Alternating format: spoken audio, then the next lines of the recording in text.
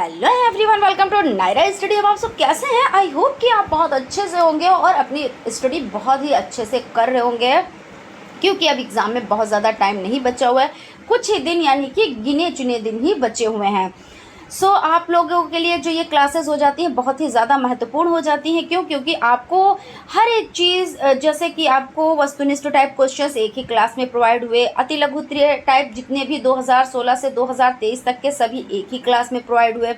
अब उसके बाद जितने भी 2016 से 2023 तक के जितने भी लघुत्तरीय टाइप क्वेश्चंस हैं वो आपको एक ही क्लास में प्रोवाइड हो जाएंगे। यानी कि अगर आपने इन 3 क्लासेस को अच्छे से देख लिया तो आप लोगों के लिए बहुत ही ज़्यादा फ़ायदेमंद ये साबित होंगे।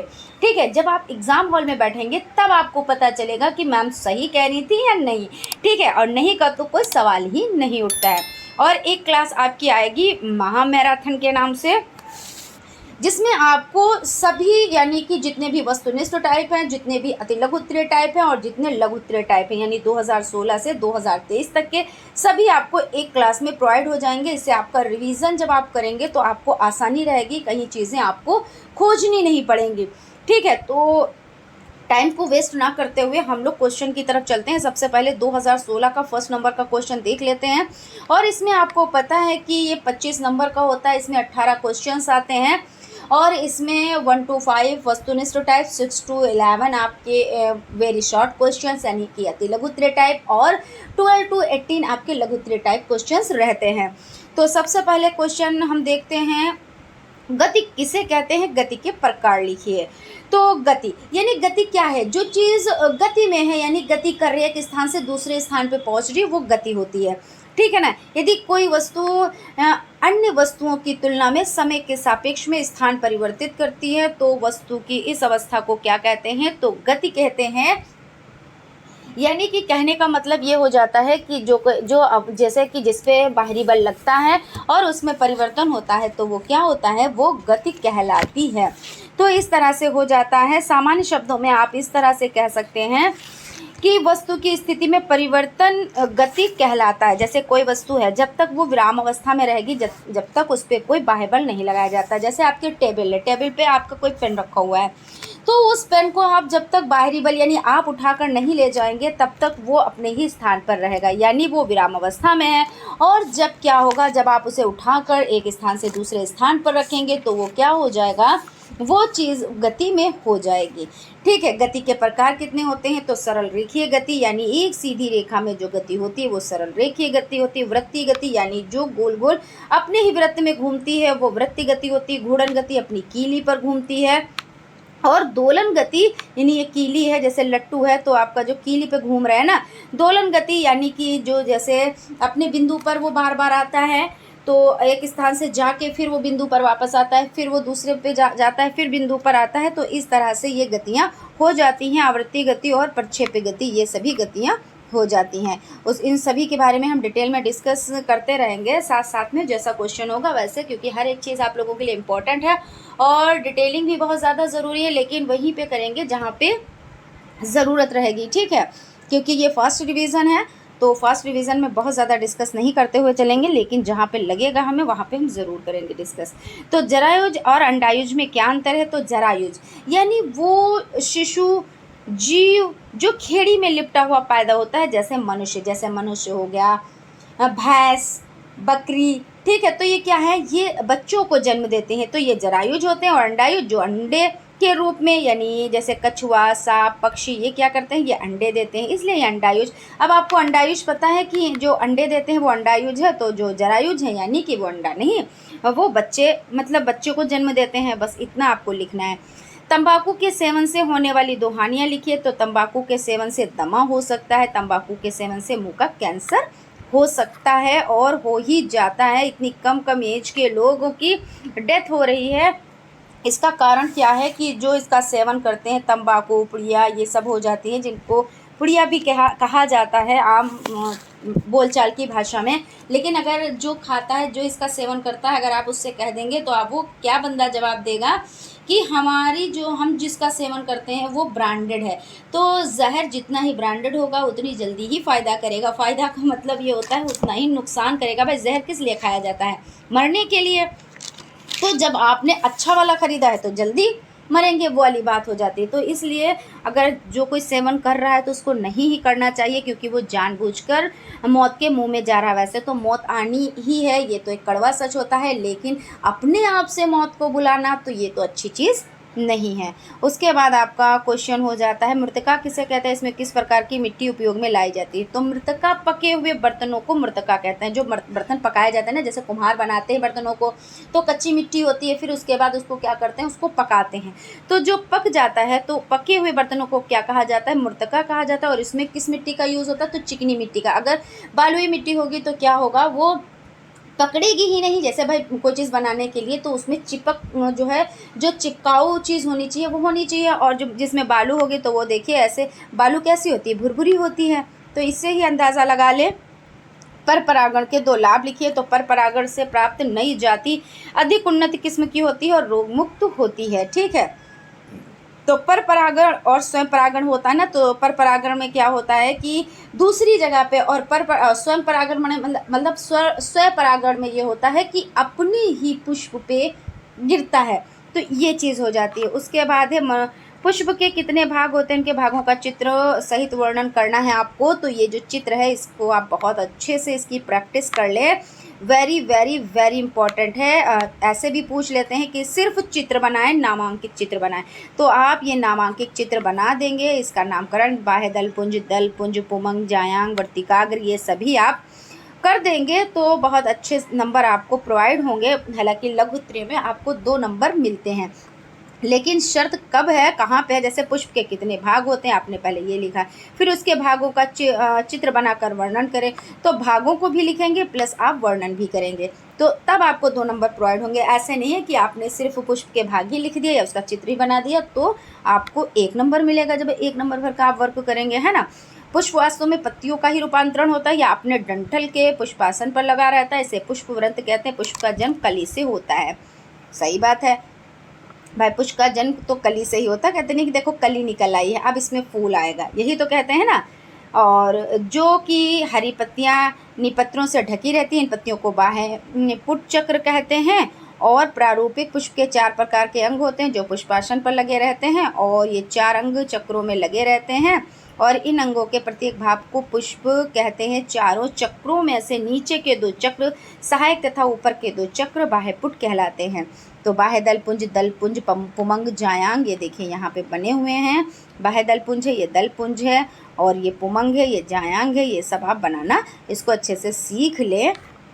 फिर उसके बाद है मरुस्थलीय पत्ती की जो मरुस्थलीय पौधे हैं ना, उनकी पत्तियां नुकीली क्यों होती हैं, इन पौधों की मुख्य विशेषता बताएं। तो मरुस्थल जहाँ पे पानी की कमी होती है तो वहाँ पर पत्तियां नुकीली क्यों होती हैं, तो हम आपको बताते हैं क्योंकि वहाँ पे वो पानी को सिंचित कर लेती हैं और वो कांटों के रूप में हो जाती हैं। तो पत्तियों की सतह में पानी निरंतर वाष्प बनकर उड़ता रहता है, क्योंकि वहाँ पे पानी की कमी है और वाष्प बन के सब उड़ ही जाएगा तो पौधों में रहेगा क्या, है ना। तो मरुस्थलों में पानी की कमी के कारण वहाँ का वातावरण शुष्क होता है, और अतः पत्तियां पानी वाष्प बनकर ना उड़ जाए इसके लिए पत्तियां कांटों के रूप में बदल जाती हैं। इन पौधों के तने हरे एवं चपटे होते हैं और भोजन बनाने का कार्य करते हैं। भाई पौधे भी चालाक हो जाते हैं, क्यों नहीं भाई होंगे, क्योंकि वहाँ के अनुकूल वो ढल गए।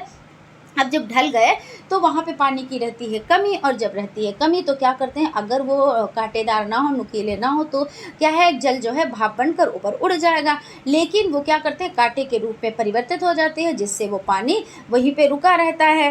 तो ये चीज़ हो जाती है। और यहाँ पे है तने का छोटा टुकड़ा तोड़कर देखा जाए तो अंदर से स्पंज जैसा जलयुक्त तथा लसदार होता हुआ अपने अंदर अधिक पानी संचित कर लेता है। वही ऊँट वाला हाल कि वहाँ पे पानी नहीं मिलता तो अपनी थैली में भर लेता है। तो भाई वो वहाँ पे रहता है, वो जानवर है, ये पौधा है, लेकिन सभी अनुकूलन कर ही लेते हैं, उसके अनुकूल ढल ही जाते हैं जैसा उनको वातावरण मिलता है, जैसा उनको पर्यावरण मिलता है। कांटे जैसी संरचनाएं जल की हानि को कम करती हैं और चरने वाले जंतुओं से पौधे की रक्षा भी करते हैं। अब इसको पशु भी नहीं चर सकते भाई, जब कांटे लगे हुए हैं तो उनको चुभ जाएंगे, यानी वो क्या है, अपनी रक्षा भी कर लेते हैं। पौधों की भांति मरुस्थल में रहने वाले जंतुओं में भी विशिष्ट गुण होते हैं। वही चीज़ कह रहे हैं कि पौधों की भांति मरुस्थल जैसे ऊँट है ना, अनेक प्रकार के सर्प, मकड़ियाँ, चूहे, कीट व छिपकली आदि मरुस्थल में पत्थरों के नीचे छोटे छिद्रों में दरारों में रहते हैं। इन जंतुओं की अधिकांश त्वचा मोटी होती है जो शरीर से पानी के हास को रोकती है। अब यहाँ पे भी भाई जहाँ पे मरुस्थलीय क्षेत्र है तो यहाँ पे क्या है, यहाँ पे ये भी जीव जंतु भी पाए जाते हैं, ऐसा तो है नहीं सिर्फ पौधे ही पाए गए, सिर्फ ऊँट ही पाया गया, भाई हर एक चीज़ होगी, जैसे छिपकली भी होगी, सर्प भी होगा, है ना, और कीट पतंगे भी होते हैं। तो ये क्या करते हैं, छोटे छिद्रों में, दरारों में रहने लगते हैं, और जो इनकी त्वचा होती है वो मोटी हो जाती है, और जिससे पानी के हास को रोक लेते हैं। अब यहाँ पे 16 कंप्लीट हो गए, यानी 2016 के क्वेश्चंस जो लघुत्तरीय टाइप चल रहे हैं वो कंप्लीट हो गए हैं। अब 2017 के क्वेश्चंस कंटिन्यू करेंगे। आप लोग लाइक सब्सक्राइब फ्रेंड्स करते रहें, क्योंकि आपका एक लाइक हमें बहुत ज़्यादा मोटिवेट करता है, और इस तरह के क्लासेस लाने के लिए हम तैयार रहते हैं, क्योंकि ऐसा नहीं है कि ये 1 मिनट में बन जाते हैं, इसमें बहुत मेहनत लगती है। आप सोच भी नहीं सकते, जब आप यहाँ पे आएंगे, मतलब आने का मतलब ये है जब आप हमारी जगह पे बैठे होंगे और आप टीचर बन जाएंगे और आप पढ़ाएंगे, तब आपकी समझ में आएगा कि मैम कितनी मेहनत करती हैं। ठीक है, तो फ्रेंड्स आप लोग लाइक करने में कंजूसी मत क्या कीजिए, क्योंकि वही तो हमें मोटिवेट करता है ना। एक लाइक ऐसा नहीं है कि हमको आपने एक लाइक कर दिया तो हमको भर भर के पैसे मिल गए, ऐसा नहीं, मगर मोटिवेट हम ऐसे हो जाते हैं कि आप लोग लाइक कर रहे हो, यानी आपको पसंद आ रही हैं चीज़ें, ये हो जाता है। पर्वतीय क्षेत्रों में पाए जाने वाले जंतु एवं पौधों में अनुकूलन हेतु क्या क्या विशेषताएं होती हैं, लिखिए।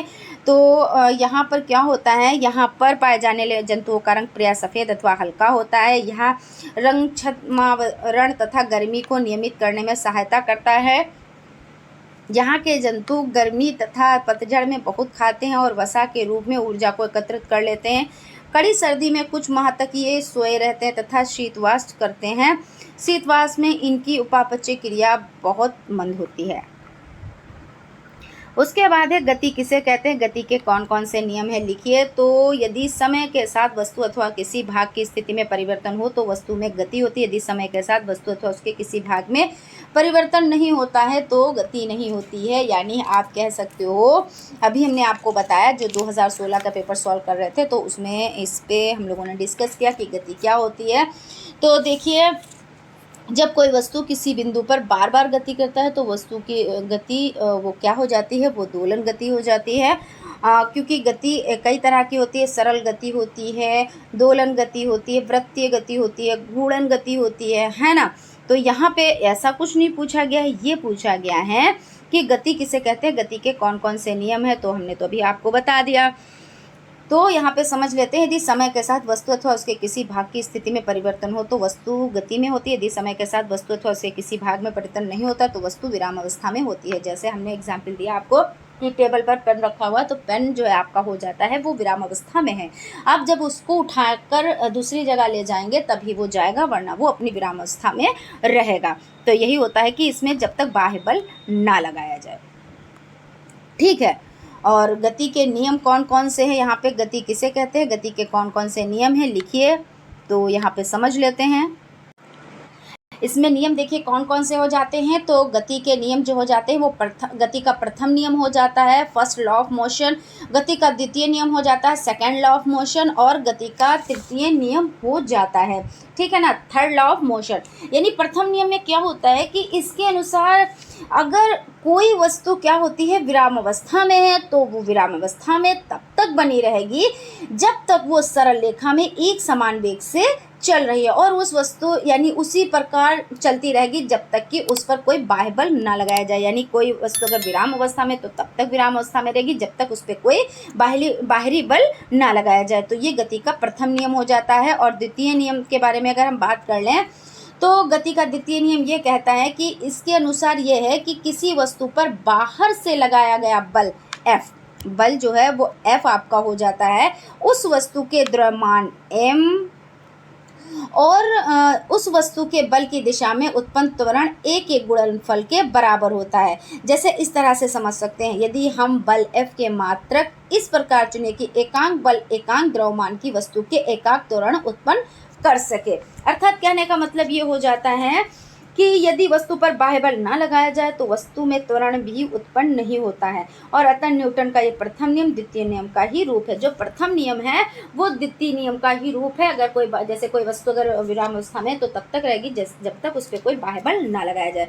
और थर्ड नियम कौन सा हो जाता है, तो थर्ड नियम ये हो जाता है कि इस नियम के अनुसार प्रत्येक क्रिया की उसके बराबर, लेकिन क्या रहेगा, विपरीत दिशा में प्रतिक्रिया होती है। तो इस तरह से ये गति का तृतीय नियम हो गया। तो तीनों नियम आपको समझ में आ गए होंगे। किसने दिए? तो न्यूटन ने, है ना। तो ये चीज़ हो जाती है आपका। उसके बाद हम चलते हैं आपके नेक्स्ट क्वेश्चन की तरफ। अमरबेल, सिंघाड़ा एवं आर्कटिक में किस किस प्रकार की जड़ें सहारा देने वाली होती हैं और ये किस प्रकार एक दूसरे से भिन्न है?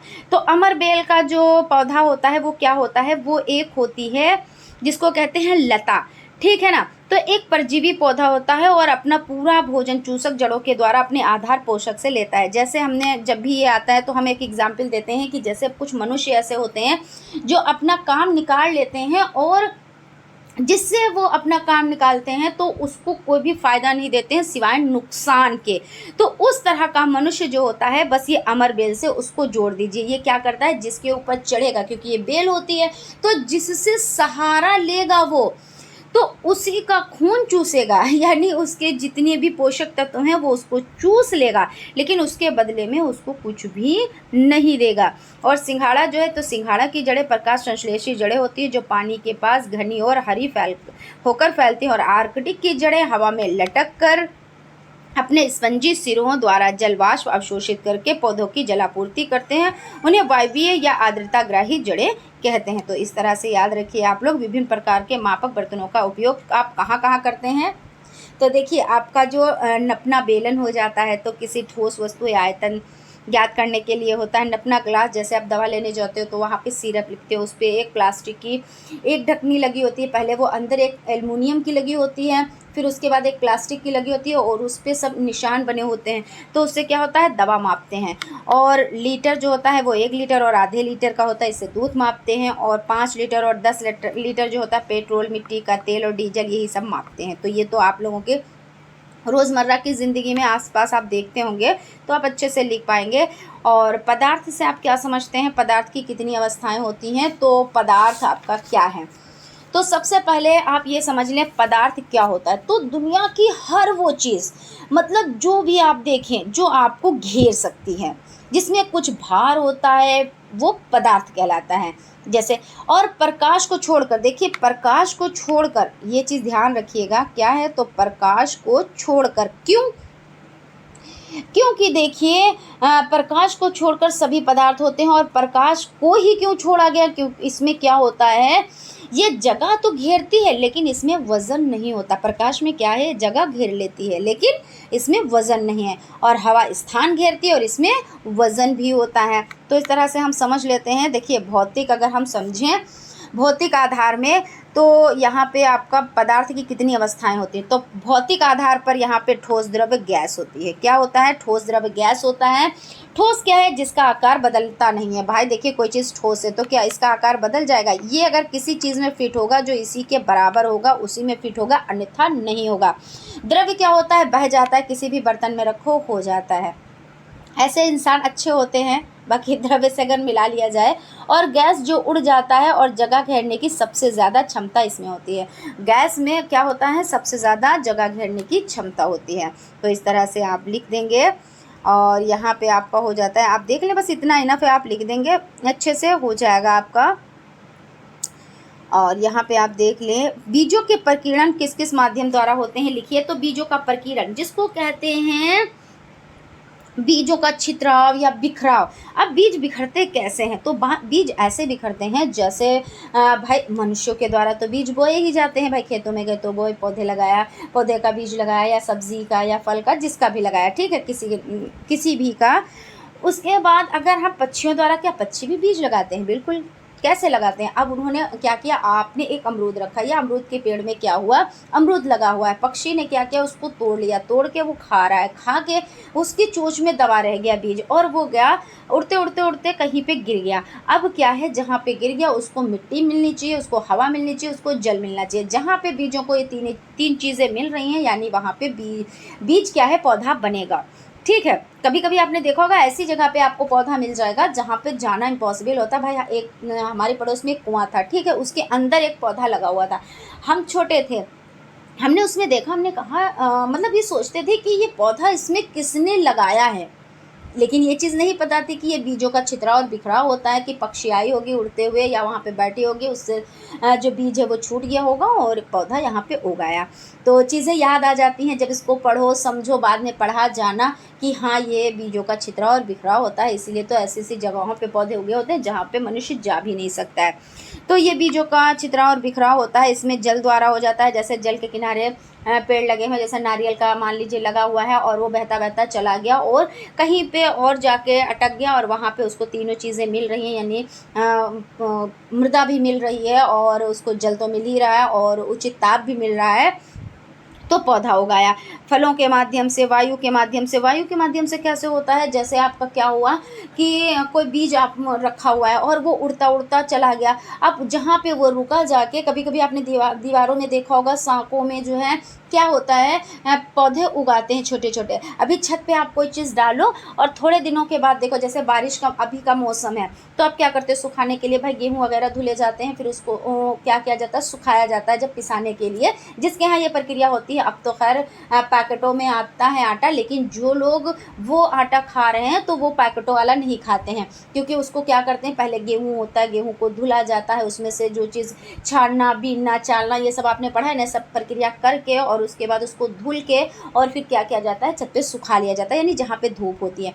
इससे क्या होता है, जैसे हवा चली, आपने मान लीजिए अभी बारिश होने लगी अचानक से, आपने उसको बीना बटोरा, समेटा और भर लिया, लेकिन क्या हुआ, कुछ रह गया। अब आंधी आई एकदम से या हवा चली तो क्या हुआ, कहीं पे जाके वो गेहूं का जो बीज है वो कहीं पे जाके रुक गया, जाके साँक में। फिर उसके बाद क्या हुआ, बारिश हुई, पानी मिला और ताप तो मिल ही रहा है और धूल मिट्टी से मिट्टी भी वहाँ पे पहुँच गए, वहाँ पे पौधा उगाया। तो ये हवा के माध्यम से हो जाता है। जंतुओं के माध्यम से, जैसे भैंस है, अब वो चर रही है, चरते चरते क्या हुआ, उसकी त्वचा में कुछ चीज़ें चिपक गई, फिर उसके बाद वो उठी और चल दी। जैसे वो चल तो रही है धीरे धीरे धीरे, लेकिन यहाँ पे लगा, अब वो जा रही है और जाते जाते क्या हुआ, वो कहीं पे उसका जो बीज उसके मतलब चिपक गया उसकी त्वचा में और वो गिर गया। अब जब वो गिर गया तो क्या हुआ, वहीं पे पौधा उगाया।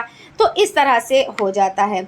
और गोखरू, लट जीरा, ये सभी इसमें बहुत सारे आप नाम लिख सकते हैं, ऐसा नहीं है, है ना।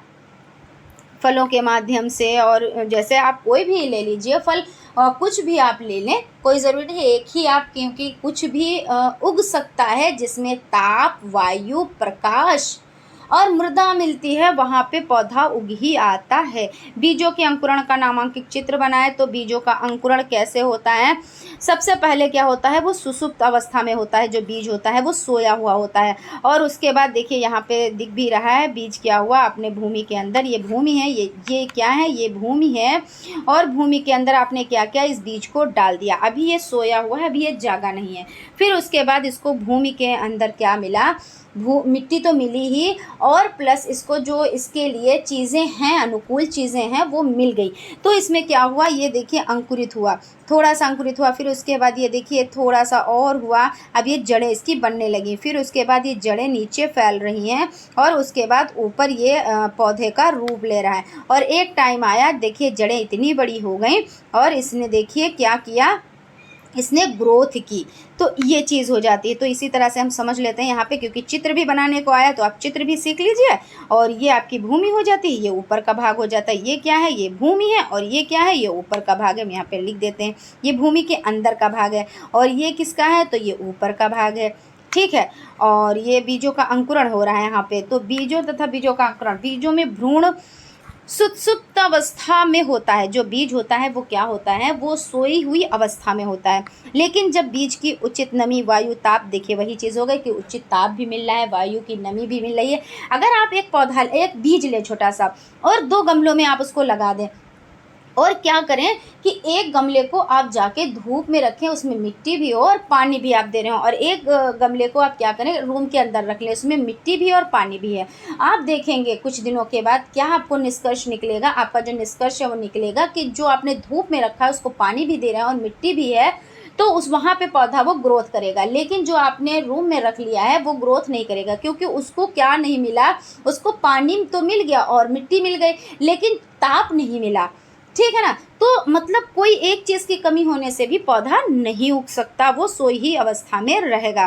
अब यहाँ पे देख लेते हैं, तो बीज के अंदर का वो क्या है, असक्रिय भ्रूण सक्रिय हो जाता है, यानी मतलब वो सोया हुआ है यानी निष्क्रिय है, और जब वो क्या होगा, सक्रिय हो जाएगा तथा वृद्धि करना शुरू कर देगा और नया व छोटा सा पौधा बाहर निकल आता है। जैसे इस तरह से आप देख सकते हो, नया और छोटा सा पौधा देखिए यहाँ पे निकल आया ना, तो निकल आता है, इसी क्रिया को अंकुरण कहते हैं। अब जब ये पौधा निकल आया तो इसको क्या कहेंगे, अंकुरण कहेंगे। अंड द्वार के द्वारा जल शोषित कर उपस्थित संचित भोज्य पदार्थ एक घोल के रूप में परिवर्तित हो जाता है।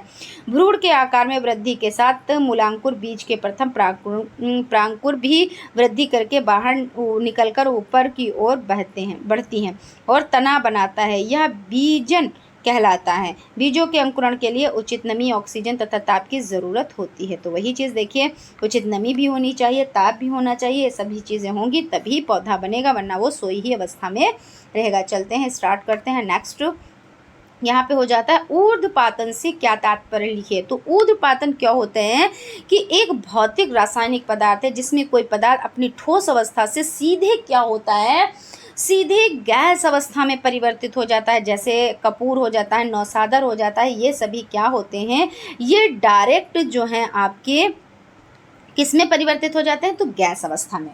तो आप लिख सकते हैं, और ये एग्जाम्पल भी आप लिखेंगे ज़रूर, क्योंकि विद एग्जाम्पल ही सही रहता है। मछली के जल में रहने के कौन कौन से अनुकूलन अंग सहायक है लिखिए। तो अनुकूलन मतलब क्या होता है कि वहाँ के अनुकूल ढल जाना, जैसी स्थिति हो उसके अनुसार अपने आप को ढाल लेना। तो मछली के जल में रहने के लिए गलफड़े सांस लेने में सहायक होते हैं, तैरने में मदद करते हैं, धारा रेखित शरीर प्रतिरोधक को कम करता है, ये सभी अंग सहायक होते हैं। ठीक है, वेरी इंपॉर्टेंट क्वेश्चन है, आप लोग इसको अच्छे से समझ लीजिएगा। वाष्प तथा गैस में क्या अंतर है लिखिए। तो वाष्प द्रव्य और गैस के बीच एक मध्य रूप होता है, जबकि गैस क्या है, पदार्थ की एक अवस्था होती है, और गैस का आयतन वाष्प की अपेक्षा अधिक होता है, वाष्प का आयतन गैस की अपेक्षा क्या होता है, तो कम होता है। मुकुलन से क्या तात्पर्य है, उदाहरण सहित कीजिए। तो जीवों की संरचना या जीव के शरीर पर बनी संरचना के अलग होने से बना जीव मुकुलन कहलाता है। क्या है, तो जीव की संरचना या जीव के शरीर पर बनी संरचना से अलग होने से बना जीव मुकुलन होता है। उदाहरण के लिए हाइड्रा का शरीर स्टेमलेस कोशिकाएं लगाता है, नहीं कोशिकाओं के निर्माण से यह सदा एक सा बना रहता है। सरल पत्ती एवं संयुक्त पत्ती में अंतर। तो सरल पत्ती कैसी होती है, तो सरल पत्ती में केवल एक ही पर्णफलक होता है और इसके कक्ष में कम से कम एक शाखा होती है, और संयुक्त पत्ती में पर्णफलक कई छोटे छोटे पर्णकों में बटा होता है, और प्राक्ष के कक्ष में कलिका होती है, लेकिन पर्णक के कक्ष में कलिका नहीं होती है। तो यानी कि जो सरल पत्ती और संयुक्त पत्ती ये होती है, तो इसमें आप समझ सकते हो कि जो आपकी यहाँ पे समझ लेते हैं सरल पत्ती कैसी होती है। तो सरल पत्ती कुछ इस तरह से होती है, ठीक है ना। सरल पत्ती कैसी होती है, तो सरल पत्ती कुछ इस तरह से होती है, और ऐसा नहीं है, इसमें इस तरह से भी सरल पत्ती होती है। बस शर्त ये होती है कि जो आपका ये वाला भाग है यहाँ से चिपटी नहीं हुई होती, मिली नहीं होती है, ठीक है ना। तो ये इस तरह से सरल पत्ती आपकी हो जाती है। सरल पत्ती में कौन कौन आती हैं, तो जैसे सरसों, पीपल, आम, ये हो जाती हैं। क्या हो जाती हैं, तो जैसे सरसों है, पीपल है, आम है, और बरगद है, जामुन, बैंगन, भिंडी, ये सरल पत्ती में आ जाती हैं। अब अगर हम बात करें संयुक्त पत्ती, तो संयुक्त पत्ती इन पत्तियों की रचना में क्या होता है, जैसे इन पत्तियों की रचना में जटिल होती है, इनमें एक फलक नहीं होता है। कैसा नहीं होता है, तो एक फलक नहीं होता है। जैसे गुलाब हो गया, नीम हो गई, बेल आदि, ये सभी पत्तियां कौन सी होती हैं, तो संयुक्त पत्ती। और संयुक्त पत्ती में भी कौन कौन सी होती है, इसमें भी भाग हैं। तो पिच्छाकार संयुक्त पत्ती होती है, हस्ताकार संयुक्त पत्ती होती है। तो पिच्छाकार संयुक्त पत्ती जैसे इमली, चना, बबूल, छुई मुई हो जाती है। तो इसको यहाँ पे थोड़ा सा एक्सप्लेन कर देते हैं जिससे आप लोग कंफ्यूज ना हो। तो पिच्छाकार संयुक्त पत्ती कैसी होती है, तो कुछ इस तरह से होती है। तो क्या होते हैं, इनके जो ये डंठल हैं, तो ये एक में ऐसे जुड़े होते हैं। देखिए बिल्कुल बराबर से एक सीध में चल रहे हैं ना, कहीं पे ये नहीं है कि ये और ये बराबर में नहीं है। तो इस तरह से क्या हो जाता है, पिच्छाकार संयुक्त पत्ती होती है। ये क्या होता है, तो पिच्छाकार संयुक्त पत्ती मतलब एक साथ में। और जैसे इस तरह की भी पत्ती जो होती है वो पिच्छाकार होती है। यहाँ पे समझ लें, जैसे ये है तो फिर यहाँ पे, फिर ये है तो यहाँ, जैसे इमली की नहीं होती है तो इमली की पत्ती ऐसी ही तो होती है, तो इस तरह से ये कौन सी पत्ती है, तो ये पिच्छाकार पत्ती हो जाती हैं। फिर उसके बाद यहीं पे ये ज्वाइंट है, इस तरह से ये ज्वाइंट है, और जब जुड़े हुए हैं तो यहाँ पे ये इस तरह से आपका ये हो जाता है। ठीक है, इसी तरह से यहाँ पे भी बने होते हैं ये इस तरह से, और यहाँ पे भी इसी तरह से आपके ये बने होंगे। ठीक है, अब हम बात कर लेते हैं कि हस्ताकार संयुक्त पत्ती में कौन आती हैं, तो सेलम, भांग, हुरहुर ये पत्तियाँ आ जाती हैं। तो ये पत्तियाँ कैसी बनी होती हैं, तो कुछ इस तरह से बनी होती है, ये यहाँ से, फिर ये इस तरह से बनी हुई होती हैं। यहाँ पे भी एक जॉइंट होता है, यहाँ पे देखिए इस तरह से। तो ये क्या होता है, देखिए हम यहाँ पे आपको बना के दिखा देते हैं। तो ये इस तरह से पत्ती होती है। ठीक है, अब यही ये चीज़ है, देखिए यहाँ से निकली हुई है तो इसी पे यहाँ से जॉइंट यहाँ पे निकली हुई है, तो इसको यहाँ से कंप्लीट कर देते हैं। बाकी ऐसे ही कंटिन्यू रहती है, ऐसे ही ऊपर भी कंटिन्यू ये रहेगी। इसको भी कंप्लीट कर ही देते हैं ना,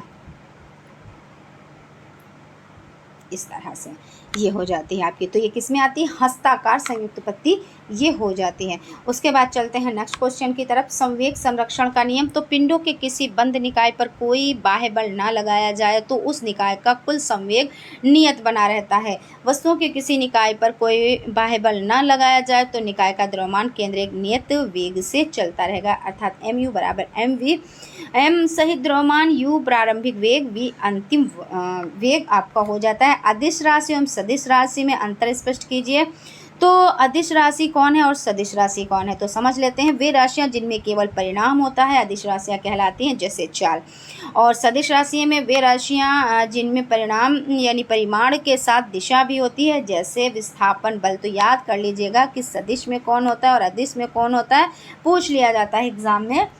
परागण किसे कहते हैं या कितने प्रकार का होता है, तो पराग कोशों के परागण बनने के पश्चात आवश्यक है कि परागण के नर केंद्रक मादा केंद्रक पहुँचने पुष्प के परागकोश से परागकणों के उसी पुष्प या दूसरे पुष्प के उसी पुष्प या दूसरे पुष्प के किसी पुष्प के वर्तिकाक तक पहुँचने की क्रिया को परागण कहा जाता है। ठीक है, यानी उसी पुष्प के किसी दूसरी पुष्प पर।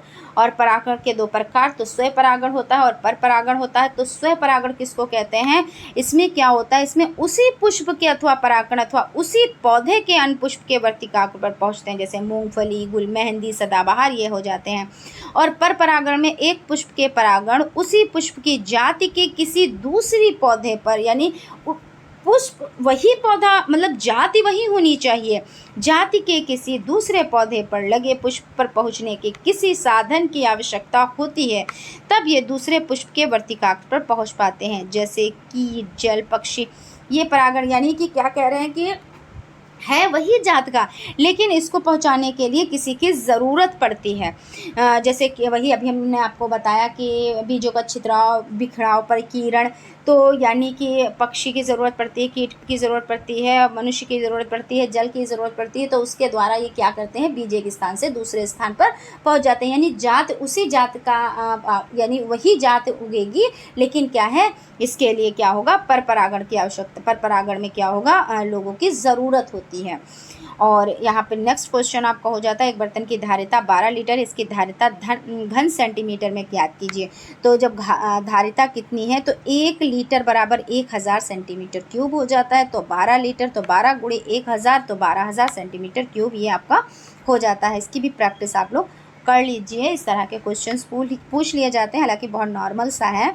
गति किसे कहते हैं, गति के प्रकार। देखिए वही क्वेश्चन फिर से आ गया, जब कोई पिंड समय के साथ अपनी स्थिति में परिवर्तन करता है तो ये पिंड की गति कहते हैं। या तो आप ऐसे कह सकते हो, जिस पे कोई बाह्य बल लगाया जाता है तो वो गति में हो जाती है, गति इसी को कहते हैं। इसकी चाल में मतलब परिवर्तन होता है ना। गति जब वो अपनी अवस्था में रहता है, यानी विराम अवस्था में, जब उस पर बाह्य बल लगाया जाता है तो वो गति में हो जाती है।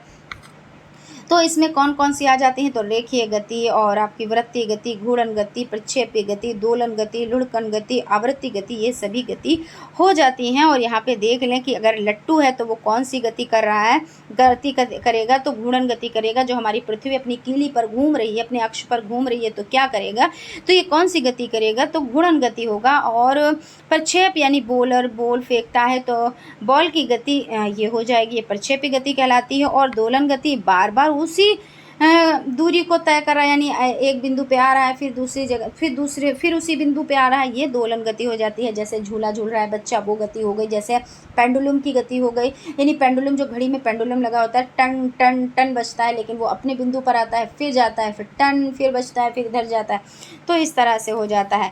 और इसी में आपकी लुढ़कन गति है, तो मतलब रोलिंग मोशन जहाँ पे होता है वो हो जाती है, ठीक है ना।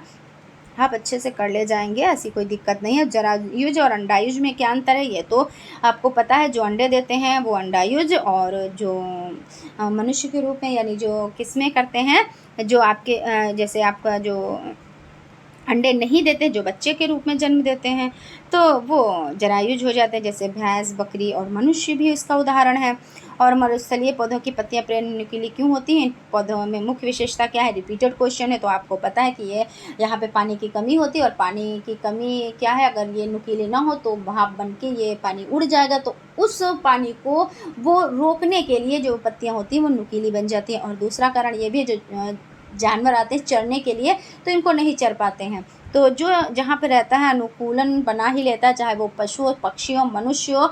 मनुष्य सबसे चालाक चीज़ है, लेकिन पेड़ पौधे भी कम नहीं है, क्योंकि पेड़ पौधे, एक पौधे के बारे में हमने आपको बताया था कि घटपर्णी के बारे में, कि वो इतना चालाक है कि उसको ये पता, मतलब उसका माइंड है क्या भाई, जाहिर सी बात है भाई, माइंड ही होगा, माइंड ही वाला है, ऐसा कर सकता है कि वो क्या होता है कि इस तरह से घड़े टाइप में बना होता है। और हमने इसके बारे में आपको बताया है, घड़े के टाइप में बना होता है और इस पर एक ढक्कन लगा होता है, और वो क्या करता है, इस ढक्कन को खोल देता है और इसकी सुगंध को फैला देता है। मेढक वगैरह ये सब इसकी सुगंध से आकर्षित होते हैं और वो जाके इसी में गिर जाते हैं और मर जाते हैं। और ये क्या करता है कि ये इनका मतलब इनका भोजन करता है, ठीक है।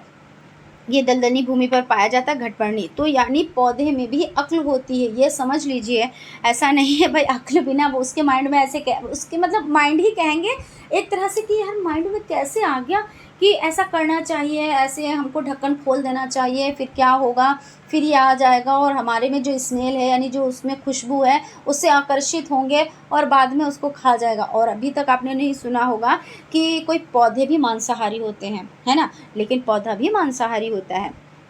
तो ये बहुत इम्पॉर्टेंट है, याद रखिएगा, वेरी वेरी वेरी इम्पॉर्टेंट है, ठीक है। उसके बाद आपका हो जाता है यहाँ पे, ये तो आपका हो गया, ठीक है। और प्रक्षेपी गति, जब किसी पिंड को कुछ प्रारंभिक वेग देकर फेंका जाता है और आपका, तो उस गुरुत्वीय बल के प्रभाव से परवलयाकार पथ पर गति करने लगता है। परवलयाकार पथ में होने वाली इस गति को प्रक्षेपी गति कहते हैं। जिस पिंड पर गति होती है उस पिंड वस्तु को प्रक्षेपी कहते हैं। उदाहरण, किसी खिलाड़ी द्वारा फेंकी गई बॉल। ये आवृत्ति गति, तो जब कोई पिंड वस्तु एक निश्चित समय अंतराल पश्चात अपनी गति पथ को दोहराती है तो उस प्रकार की गति को आवृत्ति, यानी बार बार वही चीज़ हो रही, बार बार वही चीज़ हो रही, तो आवृत्ति। यानी घड़ी की सुई की गति जो होती है वो आती है 12 पे जाती, फिर 1 2 3 4 5 6 7 8 9 10 11 12, फिर 1 2 3 4 5 6 7। तो ये पुष्प के कितने भाग होते हैं, प्रत्येक का नाम लिखिए। तो पुष्प के भाग, यहाँ पे आप पुष्प बना दीजिए, उसके बाद आप लिख देंगे वर्तिकाग्र, परागकोश, तंतु, जयांग, अंडाशय, अंडाणु, बाह्यदल, ये देखिए सब है। तो आप इस तरह से इसकी प्रैक्टिस कर लें। पुष्प की संरचना वेरी इंपॉर्टेंट क्वेश्चन है आप लोगों के लिए, आप अच्छे से कर लीजिए। इसके मतलब जो भी ये इस तरह के चित्र वाइज हैं तो उनकी प्रैक्टिस आप लोग ज़रूर करें।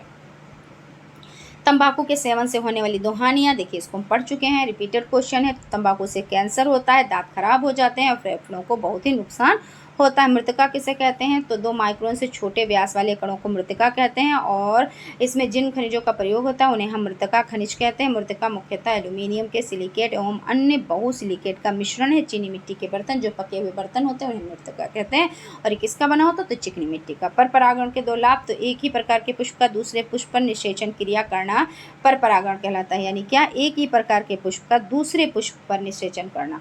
और पर परागण के लाभ, तो पर परागण के बने बीज स्वस्थ होते हैं और पौधे में नवीन लक्षणों का समावेश होता है। स्वपरागण के बीजों की अत्यधिक उन्नत प्रजातियाँ उत्पन्न होती हैं। उसके बाद यहाँ पे 2021 के क्वेश्चन से स्टार्ट हो गए हैं, देख लेते हैं। तो दोलन एवं घूर्णन गति किसे कहते हैं, उदाहरण सही लिखिए। तो लट्टू घूर्णन गति करता है। घूर्णन गति में संपूर्ण वस्तुएं एक स्थान से दूसरे स्थान को स्थानांतरित नहीं होती, बल्कि वह अपनी धुरी केंद्र के चारों ओर घूमती रहती है। इस धुरी केंद्र के चारों ओर घूमते बर्तन वाले कुम्हार का चाक, जैसे वो क्या करता है, कुम्हार का चाक अपने ही तो धुरी पे घूमता रहता है। घूमती फिरकी पंखे तथा अपने अक्ष धुरी पर चलती हुई साइकिल का पहिया घूर्णन गति के उदाहरण है। जब कोई वस्तु अपने अक्ष के चारों ओर घूमता है तो उसकी गति घूर्णन गति कहलाती है। इस पर डिस्कस कर चुके हैं, है ना।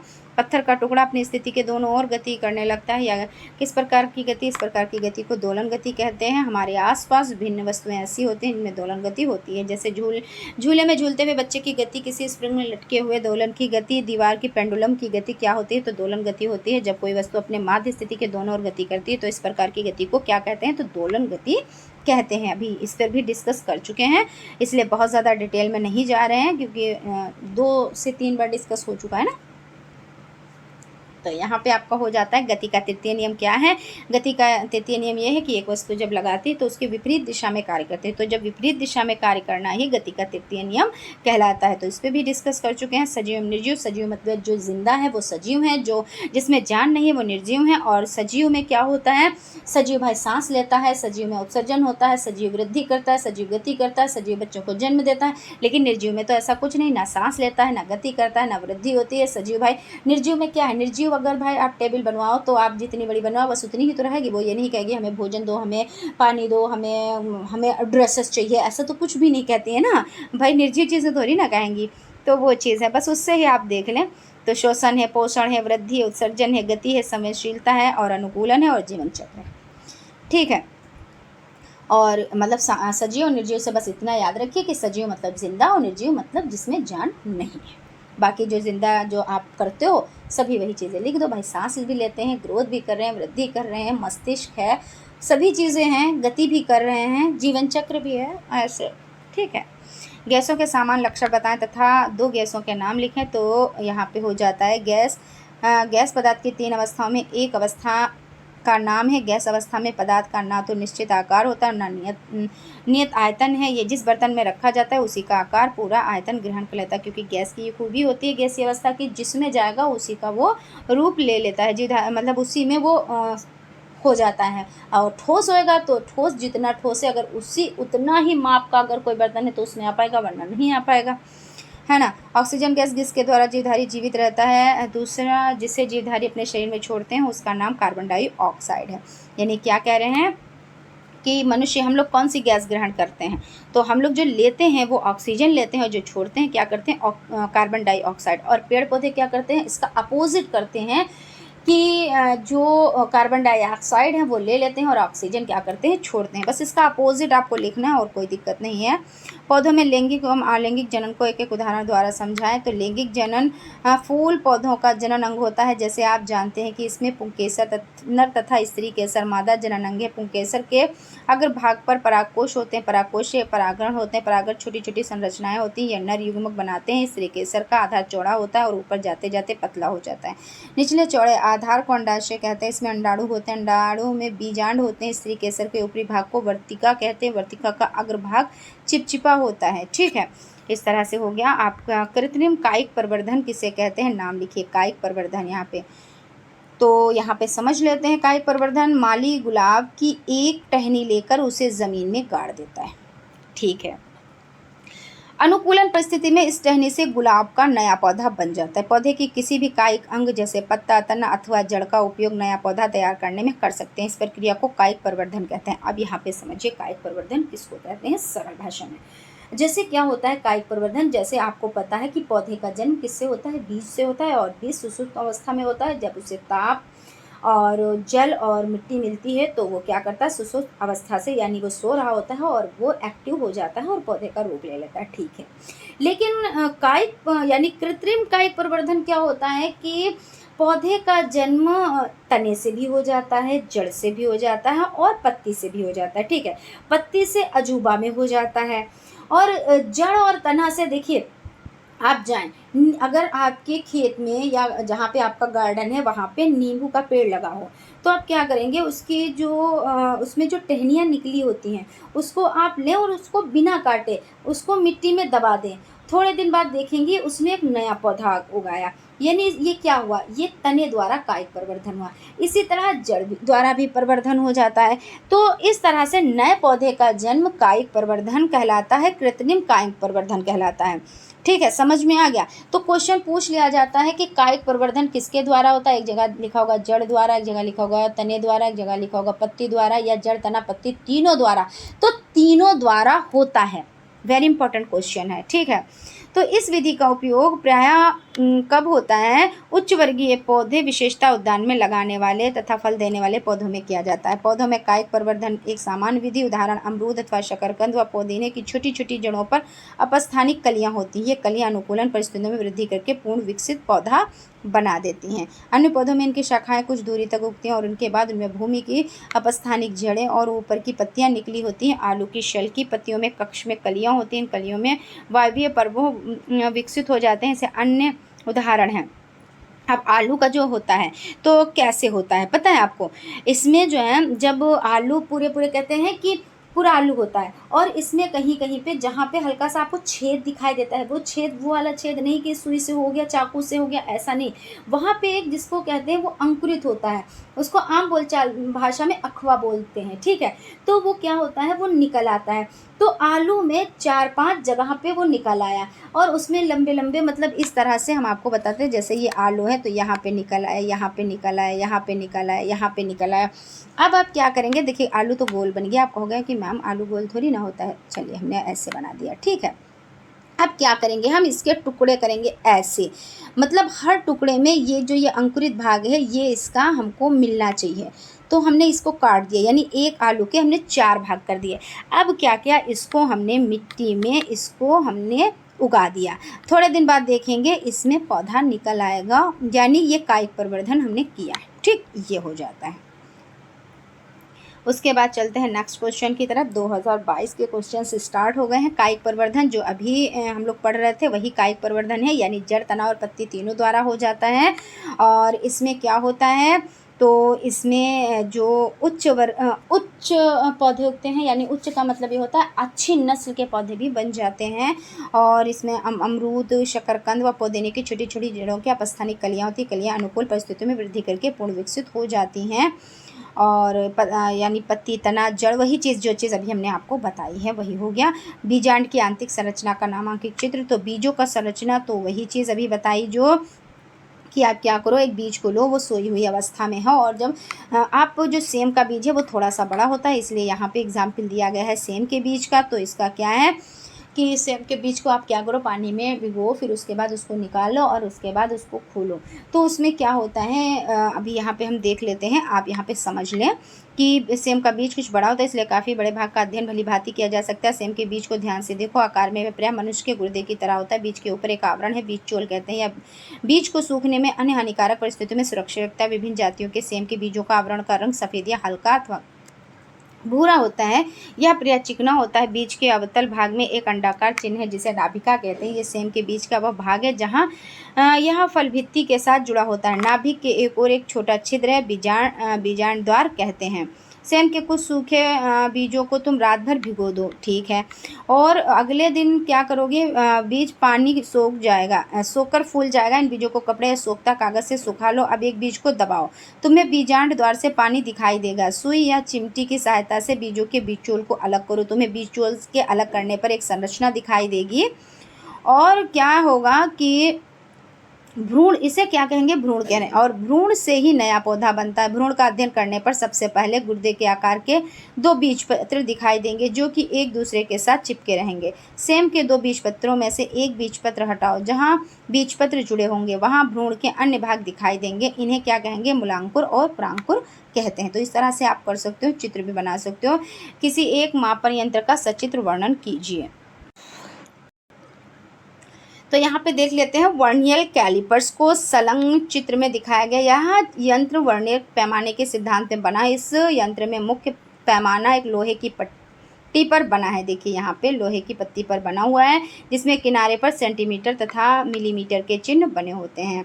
और यहाँ पे ये आप देख लें, इसको भी बनाने आप लोग प्रैक्टिस कर लें। पूछ लिया जाता है, किनारे पर इंच एवं उसके 10वें भाग बने होते हैं और वर्नियर स्केल उस पर खिसकने वाली दूसरे लोहे की पट्टी पर बना होता है। ज़्यादातर वर्नियर स्केल के 10 भाग लंबाई में मुख्य स्केल के 9 भागों के बराबर होते हैं और मुख्य स्केल और वर्नियर के बाईं तरफ से सिरों पर 2 भुजाएं लंबाई के साथ समकोण बनाती हुई लगी होती हैं। तो इस तरह से आप इसको देख लें, ठीक है ना। ये चित्र आप लोगों के लिए बहुत ज़्यादा इम्पॉर्टेंट है, आप लोग इसकी प्रैक्टिस कर लीजिएगा। पदार्थों के पृथक्करण से आप क्या समझते हैं? पृथक्करण की किन्हीं 4 प्रमुख विधियों के नाम लिखिए। तो पृथक्करण यानी अलग करना, जैसे गेहूं से कंकड़ वगैरह अलग करना होता है, चावल से अलग करना होता है, आटे से चोकर निकालना होता है, दाल से कंकड़ निकालना होता है ना। तो इस तरह से यही हो जाता है। तो फटकना और ओसाना, बीनना, चालना, चुंबकीय पृथक्करण, उत्पादन, तलछटीकरण, छानना, भारण, अपकेंद्रण, वाष्पन, अपसन, आंशिक अपसन, क्रिस्टलीय। तो इसमें क्या कह रहे हैं? 4 चीज़ों के बारे में बताना है। तो बीनना यानी बीनने का मतलब ये होता है कि जैसे चावल में से कुछ कंकड़ वगैरह निकाले जाते हैं तो वो बीनना कहलाता है। और यहाँ पे समझ लेते हैं, थोड़ा थोड़ा समझेंगे क्योंकि ये सब बहुत ज़्यादा डिटेल में इस पर डिस्कस कर चुके हैं। बाकी यहाँ पे उतना ज़रूर बताएंगे कि आप लोगों को अगर ये क्लास देख लो तो मतलब और ज़्यादा पढ़ने की ज़रूरत नहीं। और बहुत ज़्यादा डिटेल में चाहिए तो आप प्लेलिस्ट बन चुकी है, वहाँ पर चीज़ों को बहुत ही ज़्यादा डिटेल में बताया गया, तो वहाँ पर भी आप लोग चीज़ों को समझ लें। हालांकि आप लोगों ने देख भी ली होगी और चीज़ों को समझ भी लिया होगा। तो फटकना और ओसाना ये होता है जैसे सूप से चीज़ें फटकी जाती हैं तो फटक फटक के क्या होता है, अनाज उसी में रह जाता है सूप में, और जो उसकी धूल मिट्टी होती है वो बाहर निकल जाती है। ओसाना जैसे किसान क्या करते हैं, अनाज को ओसाते हैं तो जिधर की हवा चलती है उधर को क्या करते हैं, रुक करके और ओसा देते हैं, यानी जितनी भी धूल मिट्टी होती है वो निकल जाती है। और बीनना जैसे आपको पता है, जैसे चावल में से कंकड़ निकालना। और चालना जैसे चलने से क्या किया जाता है, आटे को चोकर से अलग किया जाता है, आटा नीचे गिर जाता है और चोकर चलनी में ही रह जाता है। चुंबकीय पृथक्करण यानी चुंबक से अलग किया जाता है। जैसे मान लीजिए छीलन, लोहे की छीलन और कोई चीज़ एक और मिल गई, मान लीजिए कि बालू मिल गई या लकड़ी के टुकड़े लकड़ी की छीलन मिल गई, तो उसमें क्या होगा, जो लोहे की छीलन है तो उसको कैसे, तो चुंबक के द्वारा हम अलग कर सकते हैं। तो इस तरह से आपने 4 से 5 चीज़ें आपने जान ली तो इसके बारे में आप अच्छे से लिख पाएंगे। यहाँ पे ये सिर्फ कहा गया कि 4 के बारे में बताएं, तो 4 आप कोई भी बहुत अच्छे से लिख सकते हैं। आप लोग लाइक सब्सक्राइब करते रहें फ्रेंड्स। भोजन एकत्रीकरण हेतु मूसला जड़ों में होने वाले रूपांतरण के प्रकारों का उदाहरण सहित बताएं। तो मूसला जड़ों का रूपांतर, मूसला जड़ें आमतौर से खाद्य पदार्थों के संचय संग्रह फूलकर अनेक आकारों में रूपांतरित हो जाती हैं जो निम्नलिखित है। शंकुरूपी जड़ें, ऐसे जड़ों पर आधा चौड़े एवं नीचे की और धीरे धीरे पतली और शंकुरूप धारण करती हैं। जैसे गाजर कैसी होती है, कुछ ऐसी ही तो होती है ना। तो गाजर ऐसी तो होती है, यहाँ से क्या है, पतली है, फिर ऊपर से ये चौड़ी होती चली जाती है। और फ्यूजीफॉर्म जड़ें, तो फ्यूजीफॉर्म जड़ें, इन जड़ों में तना का आधार बीज पत्राधार फूला हुआ होता है, इनके नीचे की जड़ों का भाग पतला होता है। तो ये कौन सी हो जाती हैं, तो ये फ्यूजीफॉर्म जड़ें हो जाती हैं। ठीक है। किसी वस्तु का रेखीय संवेग कब संरक्षित रहता है, स्पष्ट कीजिए। तो संवेग का संरक्षण का नियम, यदि 2 अथवा 2 से अधिक वस्तुओं के समुदाय पर कोई बाह्य बल कार्य ना करे तो समुदाय का संयुक्त वेग नियत रहता है। इसे संवेग संरक्षण का नियम कहते हैं, या न्यूटन के तृतीय नियम के तुल्य होता है। तत्व तथा यौगिक में अंतर, तो तत्व वे पदार्थ होते हैं जो एक ही प्रकार के परमाणुओं से मिलकर बने होते हैं, तत्व कहलाते हैं। और यौगिक 2 या 2 से अधिक तत्व निश्चित अनुपात में संयोग करके एक नया पदार्थ बनाते हैं, इसे यौगिक कहते हैं। अब यहाँ पे 2023 के क्वेश्चंस स्टार्ट हो गए हैं, चलिए देख लेते हैं। ऊर्जा के नवीकरणीय तथा अनवीकरणीय स्रोतों से आप क्या समझते हैं, उदाहरण देकर समझाएं। तो अनवीकरणीय स्रोत, कच्चे तेल से प्राप्त होने वाले पेट्रोल और डीजल को कार, बस, ट्रक, विमानों आदि में चलाने में काम में लाया जाता है। इसी प्रकार केरोसिन व प्राकृतिक गैस को लैंप और स्टोव आदि में ईंधन के रूप में प्रयोग में लाया जाता है। इसे ज्ञात है कि कच्चा तेल, कोयला व प्राकृतिक गैस सीमित मात्रा में ही उपलब्ध है। भाई बिल्कुल सीमित मात्रा में उपलब्ध हैं, क्योंकि अगर एक बार यूज़ कर लेते हैं तो दोबारा वो हमें प्राप्त नहीं होते हैं, इसकी पुनः प्राप्ति नहीं की जा सकती, इसका बार बार प्रयोग नहीं किया जा सकता है। भैया एक बार आप क्या करेंगे, कोयला यूज़ कर लेंगे, आप कच्चा तेल यूज़ कर लेंगे या प्राकृतिक गैस ये यूज़ कर लेंगे, आप वाहन में फ्यूल डलवाएं तो क्या वो आपका फिर से वापस आ जाता, नहीं। तो इसकी हमको क्या करनी चाहिए, बचत करनी चाहिए। और नवीकरणीय यानी क्या हो जाता है, नवीकरणीय स्रोत केवल पर्यावरण अनुकूलन है, बल्कि प्रचुरता से उपलब्ध है। जल, पवन, सूर्य का प्रकाश, भूतापीय समुद्री लहरें, हाइड्रोजन व ज्योभार आदि ऐसे कुछ संभावित ऊर्जा के स्रोत हैं, नवीकरणीय स्रोत हो जाते हैं। जैसे भाई आपको क्या प्रकाश ऊर्जा जो है वो आपको मिल जाएगी ज्वारीय प्रकाश ऊर्जा कैसे, सूर्य से भाई आपको प्रकाश यहाँ पे हो गया सूर्य ऊर्जा जो है वो आपको मिल जाएगी। कैसे भाई, सूर्य निकला और आपने ऊर्जा ले ली, भूतापीय समुद्री लहरें ये सभी मिल जाएंगी। तो अनवीकरणीय मतलब नहीं, कोई चीज़ नहीं हो पाएगी। जहाँ पे लगा हो तो वो जो चीज़ फिर से प्राप्त ना हो, और जहाँ पे ना लगा हो वहाँ पे वो फिर से प्राप्त हो जाए, ऐसे आप लोग याद रखिएगा। फिर है भोजन एकत्रीकरण हेतु तने में होने वाले रूपांतरण को उदाहरण से समझाएं। तो तने के रूपांतरण, तने का मुख्य कार्य पत्तियों, पुष्पों एवं फलों को धारण करना, फल एवं खनिज तथा कार्बनिक भोज्य पदार्थों का संवहन करना है। हरा होने पर तथा भोजन निर्माण का कार्य भी करता है। तने में थोड़ी मात्रा में भोजन भी संचित रहता है। विशिष्ट कार्यों को संपन्न करने के लिए तने रूपांतरित हो जाते हैं। एक भोजन एकत्रीकरण हेतु है ना, तो तने जो है देखिए जैसे चुकंदर वगैरह है, और आपका क्या हो जाता है, सलजम है, चुकंदर है, मूली है, गाजर है, ये सभी क्या होती हैं देखिए ये फूल जाती है ना। जैसे आपका चुकंदर है तो कैसे इस तरह से कुछ होता है ना, इसी तरह से तो होता है ना, और मूली कैसे होती तो कुछ इस तरह से होती है ना। तो ये चीज़ें हम इसका कौन सा तना खाते हैं ना। पोषण के आधार पर पादप और जंतु में अंतर, तो पोषण के आधार पर पादप और जंतु में अंतर देना है। तो हरे पेड़ पौधे क्या करते हैं, हरे पेड़ पौधे अपना भोजन स्वयं बनाते हैं, जो प्रकाश की उपस्थिति में। हालांकि प्रकाश हमको भी मिलता है सूर्य का, ऐसा नहीं कि सूर्य बंटवारा करता है, लेकिन हम उसकी उपस्थिति में नहीं भोजन बना पाते, हमें किसी की ज़रूरत पड़ती है, ठीक है ना। लेकिन पौधे क्या करते हैं, अपना भोजन स्वयं ही बना लेते हैं। और हरे जो पौधे के हरे भाग विशेषकर पत्तियों में पर्णहरिम होता है, और पौधे की पत्तियां क्लोरोफिल की सहायता से सूर्य के प्रकाश में कार्बन डाइऑक्साइड तथा जड़ द्वारा अवशोषित जल और आपका जल लेकर भोजन कार्बोहाइड्रेट का निर्माण करती हैं। इस प्रक्रिया को प्रकाश संश्लेषण कहते हैं। प्रकाश संश्लेषण की क्रिया में भोजन निर्माण के साथ साथ ऑक्सीजन गैस भी निकलती है, इसमें पर्यावरण शुद्ध होता है। पेड़ पौधे अपना भोजन स्वयं बनाते हैं, इन्हें स्वयं पोषी कहा जाता है। भाई कोई चीज़ हम अपने आप से स्वयं करें, कहते नहीं हमने स्वयं काम किया, तो पौधे अपना भोजन स्वयं से बनाते हैं, यानी ये स्वयं पोषी हैं, ये किसी पर निर्भर नहीं है। और यहाँ पे आपका हो जाता है कि वे अपना भोजन मृत एवं सड़े गले पदार्थों से ग्रहण करते हैं। ऐसे पौधों को मृत जीवी कहते हैं। कुकुरमुत्ता आदि हो जाते हैं, जैसे कोई मर जाता है, किसी की दुर्घटना में मौत हो जाती है या कुछ ऐसा हो जाता है, तो वो थोड़े आप देखोगे अभी पड़ा है, थोड़ी देर के बाद गायब, तो क्या होता है, इनको खा जाते हैं। तो यानी ये जो पदार्थ होता है इनको भी कोई खा लेता है और पर्यावरण को सुरक्षित रख देता है। सुरक्षित का मतलब ये है कि भाई अगर रहेगा तो इसमें बदबू भी रहेगी, इसमें बहुत सारे ऐसी चीज़ें आ जाएंगी जो हमको नुकसान करेंगे, यानी हम मनुष्यों को नुकसान करेंगी। वे पौधे जंतु जो अपने भोजन के लिए दूसरे पौधे पर निर्भर होते हैं, तो वे परजीवी कहलाते हैं, जैसे अमरबेल, जूं। अब अमरबेल का पौधा कैसा होता है, बहुत ही भैया चालाक होता है वो, जिससे हेल्प लेता है, जिसके यानी वो तो बेल होता है और पौधे पे क्या करता है, पेड़ पे वो लिपट जाता है और उसके बाद उसी से अपना भोजन ले लेता है और उसको कोई फ़ायदा नहीं करता है। जूं भाई जूं बालों में हो जाते तो क्या वो कुछ और फ़ायदा करते हैं, कुछ फ़ायदा नहीं करते सिवाय नुकसान के। तो इस तरह से परजीवी के बारे में और मृतजीवी के बारे में, परपोषी के बारे में और स्वयंपोषी के बारे में आपने जान लिया, ठीक है। रेन वाटर हार्वेस्टिंग से आप क्या समझते हैं, तो वर्षा का जल एकत्र करना ही रेन वाटर हार्वेस्टिंग कहते हैं। जैसे छतों से पाइप लगाकर मकान के नीचे वर्षा जल को एकत्र करना जो समय पर काम आ सके, जो कि अधिकांशतः राजस्थान में होता है। भाई क्या होता है राजस्थान में, इसलिए होता है क्योंकि वहाँ पे पानी की बड़ी किल्लत होती है, तो जो हम इकट्ठा जल करते हैं उसी को कहा जाता है रेन वाटर हार्वेस्टिंग कहते हैं, ठीक है। उसके बाद कुछ ही क्वेश्चन रह रहे हैं अभी, बस आपका यहाँ पे क्लास कंप्लीट होने वाला है, ठीक है। हालांकि यहाँ पे आपको एक ही जगह पे हर एक चीज़ मिल गई, तो थोड़ा सा तो क्लास हो जाएगा लॉन्ग, लेकिन बहुत ज़्यादा लॉन्ग भी नहीं होगा। बेलन की लंबाई तथा वृत्त का मापन किस यंत्र से किया जा सकता है, उसका नाम बताते हुए उस यंत्र का अल्पतमांक लिखिए। भाई आप लोग लाइक सब्सक्राइब कर दिया कीजिए।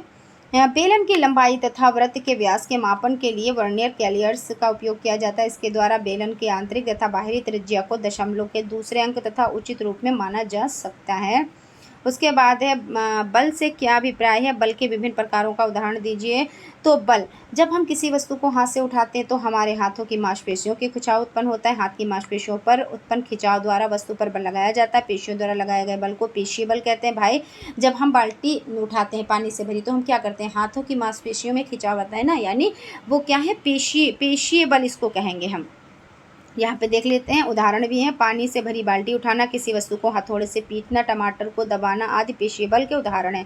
गुरुत्वीय बल क्या होते हैं, पृथ्वी पत्थर के टुकड़े को अपने केंद्र की ओर आकर्षित करती है। पृथ्वी के आकर्षण बल को गुरुत्वीय बल कहते हैं। सभी वस्तुओं पर गुरुत्वीय बल कार्य करता है और पृथ्वी प्रत्येक वस्तु को अपने ओर खींच लेती है ना। तो ये गुरुत्वीय बल का ही तो उदाहरण हो जाता है। जैसे पेड़ों में फल लगे हैं तो वो कहाँ पे गिरते हैं, पृथ्वी पर, गुरुत्वीय बल के कारण।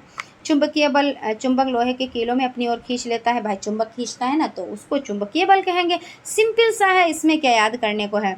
चुंबक द्वारा कीलों पर लगाए गए बल को चुंबकीय बल कहते हैं। किसी चुंबक द्वारा किसी अन्य चुंबक तथा चुंबकीय पदार्थों पर लगाया गया बल चुंबकीय बल कहलाता है। विद्युतीय बल, कागज़ के छोटे छोटे टुकड़े लें, प्लास्टिक के पैमाने पर स्केल को सूखे बालों अथवा कागज़ से रगड़कर टुकड़ों के पास ले जाएं। कागज़ के टुकड़े प्लास्टिक के स्केल की ओर आकर्षित होने लगते हैं। ऐसा विद्युतीय बल के कारण होता है। पदार्थ से आप क्या समझते हैं, तो पदार्थ देखिए इसमें जो आपका हो जाता है तो ये सभी जिनका द्रव्यमान होता है और जो स्थान घेरती हुए पदार्थ कहलाती है। पदार्थ की 3 अवस्थाएं, भौतिक अवस्था में ठोस, द्रव्य और गैस हो जाती हैं। तो आप लोग इसको भी अच्छे से समझ चुके हैं। और यहाँ पे आपका लास्ट क्वेश्चन बचा है, वाष्पन और क्वथन में क्या अंतर है।